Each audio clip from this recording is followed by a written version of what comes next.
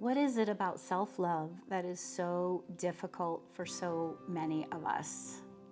Today we're going to talk about self-love, what it is, why it's so hard, and how we can do it better. Welcome to the channel.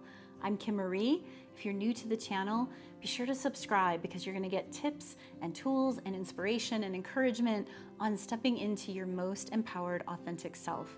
This channel is for women longing to be the best of who they are, to realize their potential, and to live more holistically. All right, so what is self-love? What is that even? We hear about this idea, love yourself more, right? But what is it really? First of all, love has tons of definitions. In the English language, we have one word for love, right? In other languages, there are lots of words for different types of love. We love our pets in a certain way. We love our parents and our children in a certain way. We love our spouses. Maybe we love our life, or we love our job, or we love the food that we're eating, or we love the activity that we're doing, right? They all have their nuances in terms of different types of love. And I think self-love really is something that in many ways we have to define for ourselves. And what I begin to think about is when I feel love for something, you might want to look at what are the things that you love, all right? Why do you love them? What is it that you love about them, right? When I think of how much I love my puppy, right? I think of the sheer innocence, the sweetness, the warmth of heart, the kindness, the cuddliness, the joy. And for me, so much of that is goodness and beauty and the truth. Like there's no holds barred. She's going to let me know what she needs and when she needs it and what she wants and when she wants it, right? And so this idea of truth, beauty, and goodness can be a really powerful way of looking at what it means to love. What are the things that feel beautiful about you? What are the things that feel good about you? What are the things you know to be true about you? Maybe these are some things that you haven't even been willing to admit, okay? That you haven't even been willing to honor for yourself because maybe you felt like that's not okay. And that's the next thing we're going to talk about is why is it so hard to love yourself? But first, just looking at what is self-love, begin to define it for yourself. What makes you feel love for something, right? What is it? And then where are those things within yourself that you maybe have been ignoring or not paying attention to? Now, before you go saying, oh, but Kim, I don't have any of those things. I don't love myself. I don't see the good in me, or I don't believe in that. We all have that inherently within us, meaning we all have goodness and truth and beauty within us.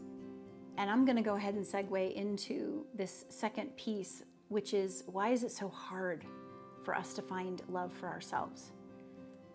We are literally a culture that has been programmed with the idea that it's not okay to love ourselves, to be small.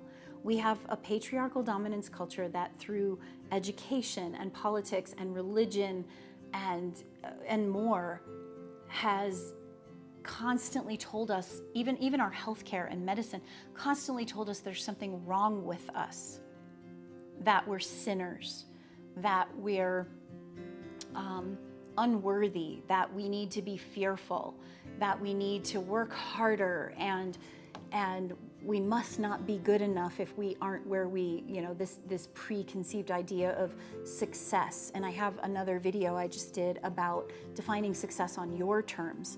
Even just doing that is going to help you love yourself more because you're going to start playing by your own rules, okay?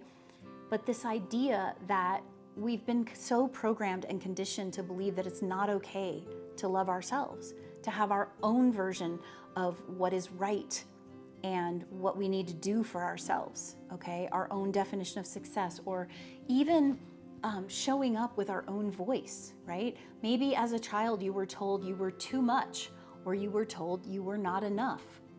Either way, on some level, you were seen as not lovable, as not worthy, as not able to be who you really are. But the good news is, as adults, we get to reparent ourselves, right? We get to reparent ourselves.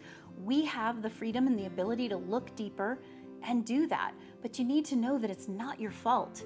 It's a culture that, even we can even argue it's not your parents or teachers or whomever, maybe said things that stuck with you and held you back or had you thinking these things about yourself. It's the culture. It's in our DNA, right? I come from a Celtic, Irish heritage, and my goodness, the Celts were wiped out, in their history, just as other cultures have been wiped out because they were dubbed unworthy. They were not seen as valid, or their beliefs were not considered acceptable. And then just as women, we have been told, okay, to be empowered, to tune into your intuition, to have your own ideas and your own thoughts. Well, goodness, she must be some kind of witch. We're going to burn her at the stake, right? We have a history, and that history, it's been proven scientifically that those traumas live in the DNA from generation to generation. So some of us are clearing old patterns, and of course we can't clear them unless we're willing to see them. We need to know it's not our fault, but they're there, and we get to choose. We have the power to reparent ourselves and to do this. So that is why it's so hard to love ourselves, because we do have all of this programming that we need to shift, but it's possible. So first of all, how do we do it? All right. It takes a lot of work. Okay, I'm just going to be blunt with you. You have to be committed to the journey. It takes practice. When we have been programmed to think a certain way day after day after day, we're used to believing and telling ourselves that we're not enough, that we're not worthy, right? So a big part of this is practice and commitment.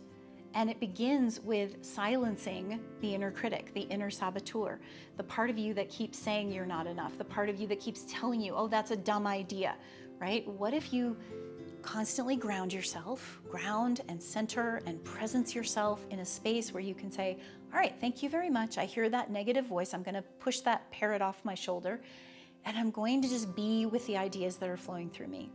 I'm going to allow myself to acknowledge my gifts and celebrate who I am without that inner critic. And if that inner critic shows up, I'm just going to brush them off, right? You just allow yourself to keep practicing that, and pretty soon things start to shift. Now, part of practicing, another aspect here, is in a way, you have to cultivate a love affair with yourself. Okay, we're not talking about narcissistic love affair. We're not talking about this incredible selfishness or arrogance or self-righteousness or any of that. But you know what? Sometimes there can be worthiness, if you will, in allowing yourself to push that edge a little bit. What would it look like or be like to be a little arrogant, to be a little bit selfish, to be a little bit self-righteous? And speak your truth or act your truth or be your truth, okay, whatever that means for you. A lot of us think it's selfish, or we think it's going to be arrogant, and we are so far from doing that even if we think we're being on that side, we're probably just learning to be more of our true self, to love ourselves more, to believe in ourselves more, okay? So we need to kind of cultivate this love affair with ourselves where we encourage ourselves, where we cheer ourselves on, and we cheer each other on to do it. Find yourself a group of people that want to be better, that want to play bigger, that want to connect with each other in this way of being fully empowered. And then, acknowledge, help cheer each other on. Be willing to say, I did that well, right? Another piece that you can do is simply to practice through this conversation with yourself. You can look yourself in the eyes in the mirror, and it's often really, really hard. So take it slow. Do not think that this is easy, because it's not.